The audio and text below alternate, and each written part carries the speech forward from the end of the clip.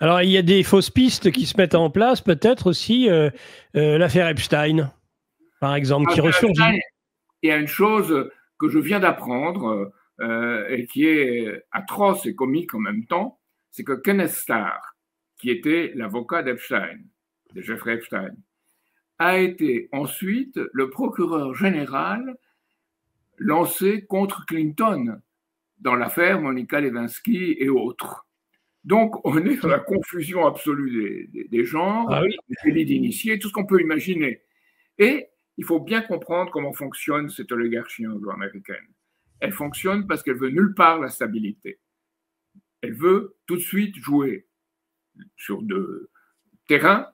D'habitude, il y a toujours deux politiques, la majorité et l'opposition. Elle espère contrôler les deux. C'est ce que m'avait dit un jour mon ami américain Lyndon LaRouche. Il a dit, méfiez-vous de cette oligarchie britannique, anglo-américaine, parce qu'elle n'a jamais une politique, elle en a au moins deux. Elle joue l'un contre l'autre, surtout l'instabilité. Et le pays victime typique de cela s'appelle le Liban. Le Liban que nous n'avons pas su défendre, nous autres Français, et qui a été déstabilisé parce on avait atteint un certain équilibre entre communautés. Le pays a peu près fonctionné. Et j'ai eu moi-même une très longue discussion avec Raymond Aidé à l'époque, qui était l'ancien président du Liban. Il était exilé en France et il a beaucoup estimé ce que j'avais à lui dire et il a beaucoup estimé ce que Lyndon LaRouche avait à lui dire aux États-Unis. C'est un coup de Kissinger. Et c'est Kissinger qui a fomenté ce déséquilibre et c'est lui aussi qui a fait le fameux accord pétrole contre dollar avec l'Arabie Saoudite, où il s'agissait, et ça a été toute la base de la politique depuis mondiale, c'est-à-dire que l'Arabie Saoudite vendait son pétrole aux États-Unis, les États-Unis lui donnaient des dollars, lui assuraient la sécurité, et ces dollars étaient investis aux États-Unis. Donc, on avait constitué un cercle vicieux. Vertueux pour eux, en tout cas. Vous savez ce que disait Ionesco, caresser un cercle, il deviendra vicieux. Donc là, c'était vraiment vicieux, ce cercle-là. Et voilà, et ça, c'est ce qui se termine aujourd'hui. C'est ce qui est en train de tomber. Ben Salman avait été impliqué dans toutes sortes d'affaires aux États-Unis, mais je pense qu'il s'aperçoit qu'il y a un intérêt de son pays, qu'il est menacé par ce qu'on appelle improprement la rue arabe. Moi, j'ai l'opinion publique dans les pays musulmans. Il est menacé par cela et il commence à se retourner. Tout ce changement est en train d'avoir lieu. Par exemple, l'intervention de la Chine pour apaiser les relations entre l'Iran et l'Arabie Saoudite. Et l'Arabie Saoudite qui opère avec des accords en yuan. Même Total a opéré avec des accords en yuan avec les Émirats arabes unis. Donc on a tout ce changement, ce basculement du monde qui est en train de prendre place. Et c'est dans ce contexte que se situe cette réaction, je dirais, qui aujourd'hui est une réaction un peu désespérée, bien que tenant une très grande puissance, la puissance du dollar et la puissance de l'armement aux États-Unis, liée à tout ce qui est l'équipe de Silicon Valley, c'est-à-dire l'intelligence artificielle et tout le domaine de l'électronique et de ce qui est l'économie digitale. Voilà. Oui, mais alors là, vous avez justement une rupture dans cet état profond américain par rapport justement à la Silicon Valley, à tous ces milliardaires qui ont influé sur la dernière élection présidentielle, et ce en faveur de Trump. Alors en France, on a eu une occasion, pour des raisons que j'ignore. Je pense que pendant l'été, on laisse un peu libre les journalistes d'écrire d'autres choses qu'il faut écrire d'habitude, on a une certaine influence. Le Monde vient de publier 6 fois 2 pages sur Silicon Valley et l'entourage de Trump. Alors c'est très curieux parce que cela émerge. Ces gens-là ne produisent pas, ce ne sont pas des entrepreneurs, ils ne produisent pas de choses utiles aux êtres humains ou l'économie physique. Ils n'entretiennent pas une économie qui permette de peupler le monde. C'est une économie qui est liée à la spéculation financière, associée à tout ce qui se trouve dans le domaine de l'économie numérique, des réseaux sociaux, la manipulation de l'opinion. Il y a une double manipulation financière et de l'opinion.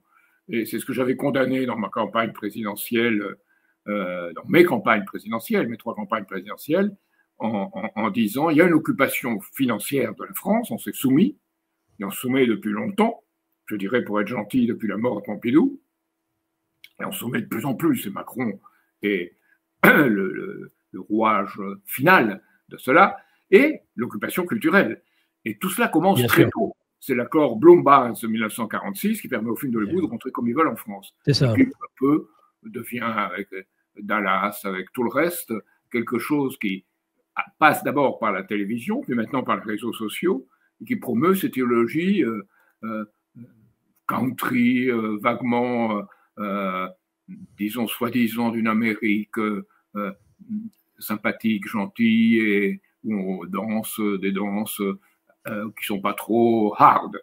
Et ça va très loin, parce que, voyez une chose, des militants du Rassemblement national, en particulier, mais pas seulement, dans le nord de la France, ont des réunions de country music, ils sont américains, ils dansent, et j'ai beaucoup de pitié pour eux, parce que la province danse le country, et la ruralité aussi, en parce France. Que là, c'est pour eux un moment de se rencontrer, de chaleur humaine, ils n'en ont pas d'autres. Et ils ont cela, et ils ne s'aperçoivent pas qu'ils sont la caricature du service de cette économie dont je viens essayer de vous décrire, qui n'est pas une économie d'ailleurs, qui est une finance. Donc je viens de vous décrire, qui est une pyramide de Ponzi. On a mis Madoff aux États-Unis en prison, mais c'est quelqu'un qui s'est cru, c'est la grenouille qui s'est cru aussi grosse que le bœuf. En réalité, le bœuf, c'est pas un bœuf, c'est une sorte de immense amibe qui contrôle tout aux États-Unis, et que mon ami ancien de la CIA, qui briefait Kennedy à l'époque, qui s'appelle Rick McGovern, et qui a maintenant été passé tout à fait de l'autre côté, appelle Mickey Mac. Moi, je l'appelle le lien entre le financier, le renseignement, l'industrie, l'immobilier, l'industrie des voyers, les médias, l'université, et Trump est en train de nettoyer l'université, et les deux aspects sont néfastes. Il y a l'aspect woke qui nettoie, puis l'aspect qu'il impose, c'est un aspect conservateur, on ne fait plus de recherche, on coupe les crédits, etc. Conservateur entre guillemets.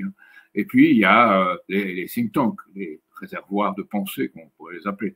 Donc on est dans tout ce système-là qui a pris un pouvoir et qui est, ça c'est la bonne chose, contesté au sein du peuple américain, qui est en train de s'apercevoir de quelque chose, comme en France aussi. On commence à s'apercevoir quelque chose qui se passe. Et Tulsi Gabbard représente la partie émergée de l'iceberg de gens qui s'aperçoivent que quelque chose se passe. Alors je dois dire une chose, parce que si vous me le permettez, c'est qu'il y a quelqu'un, Lyndon LaRouche, qui depuis très longtemps s'est insurgé contre cela. Ça lui a valu 15 ans de prison, il n'en a fait que 5. Mais à un âge avancé, il avait 69 ans. Et il s'est insurgé contre cela, on l'a moqué, attaqué, traité de tous les noms, fasciste, extrême droite, extrême gauche, comme moi on m'a traité dans mes campagnes présidentielles aussi.